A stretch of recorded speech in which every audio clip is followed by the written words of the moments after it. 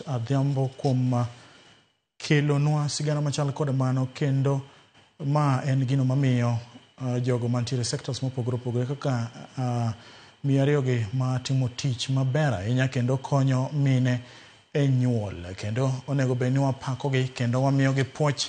Erokamano Millicent Adhiambo. Ka wadhi nyime en riwruoge ma ochung' ne rango chal jogo moringo e pinjegi e kambi ma Dadaab oyudo midhiero kaluwore gi okang' mane jatend piny Amerka Donald Trump nokawo mar chungo omenda mar kony ma osebedo ka ichwalonegi kokalo kuom riwruok mar USAID. Trump nong'ado kony ma kamano higani kuom ndalo 90, gino ma osekelo midhiero ne jogo ma osebedo ka geno konygo.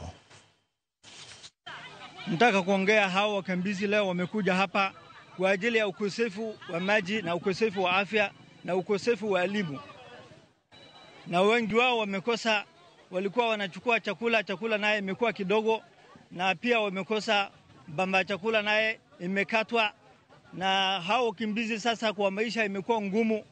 Tunaomba sasa ulimwengu watu wasaidie sasa. La Victor Ibazi.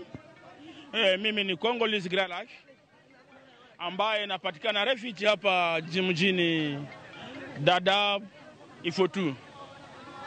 Ila maisha ambayo inaonekana Dadaab Ifotu ni maisha mbovu sana kwa wakimbizi. Wakimbizi wanaishi vibaya. Kuhusu chakula, wakimbizi wanakula vibaya. Haionekani kuhusu na mkataba wa UNHCR ambayo nimeona kwa pankarte yake ambayo amechapa, amelinda refugee kwa mikono, lakini nimeona refugee halinda. As you can see here, we have a lot of refugees who came to the country daily basis.